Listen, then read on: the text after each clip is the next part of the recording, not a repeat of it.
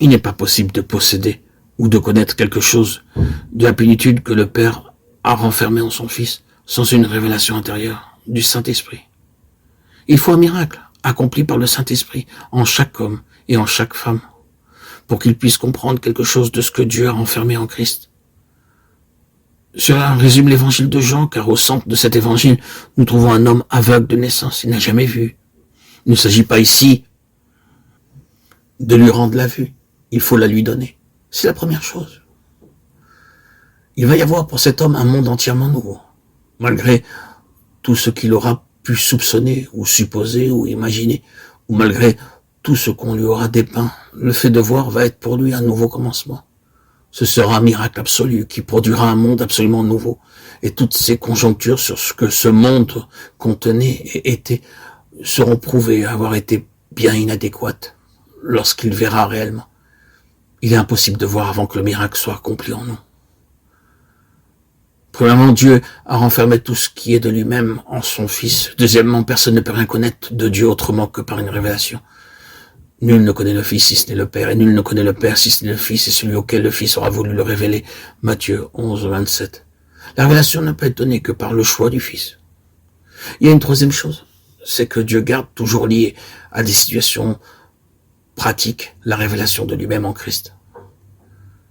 J'aimerais que nous saigissions bien cela. Dieu garde toujours lié à des situations pratiques la révélation que nous avons de lui-même en Christ. Vous et moi, frères et sœurs en Christ, mes chers bien-aimés auditeurs, auditrices, nous ne pourrons jamais avoir une révélation à moins qu'elle nous soit nécessaire. Nous ne pouvons pas la recevoir comme une simple information. Ce serait une information, ce ne serait pas une révélation. Nous ne pouvons pas l'obtenir par l'étude. Lorsque l'Éternel donna la manne dans le désert, le symbole du Christ, le pain descendu du ciel, il précisa très fortement le fait qu'il ne fallait pas en recueillir un seul fragment de plus que le strict nécessaire pour les besoins de la journée.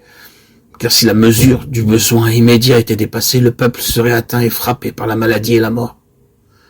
Le principe, la loi de la manne, c'est que jamais nous ne recevrons une révélation comme un simple enseignement, une doctrine, une interprétation, une théorie, ou quelque chose qui soit simplement une chose.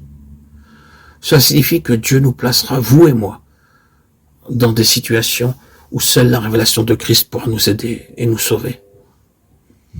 Nous remarquons que les apôtres sur la révélation pour l'Église dans des situations pratiques. Ils ne se réunirent jamais autour d'une table dans une sorte de conférence, de la table ronde, pour élaborer un programme de doctrine et de pratiques religieuses pour les églises. Ils se mirent à leur travail et se trouvèrent bientôt en présence d'une situation désespérée. Et c'était dans une situation qui les pressait, souvent jusqu'au désespoir, qu'ils criaient à Dieu et recevaient la révélation nécessaire. Le Nouveau Testament est la chose la plus pratique qui soit, parce qu'il est issu de situations pressantes. Le Seigneur donnait la lumière nécessaire à une certaine situation. Nous pourrions dire que la révélation de Christ dans des situations critiques est le moyen de maintenir Christ vivant, et le seul moyen par lequel Christ vit réellement pour les siens dans leur propre expérience. Or, mes bien-aimés, c'est là la raison pour laquelle le Seigneur nous garde dans des situations qui sont dures, réellement dures. Le Seigneur ne veut pas que nous restions dans des lignes théoriques en ce qui concerne la vérité, ni dans des lignes techniques. Oh, évitons la technique comme une chose en soi. Mais reconnaissons ceci. Bien que le Nouveau Testament contienne une technique, nous ne pouvons pas simplement en extraire la technique sans l'appliquer. Il nous faut entrer dans des situations pareilles à celles du Nouveau Testament pour avoir une révélation du Christ qui réponde à cette situation. C'est pourquoi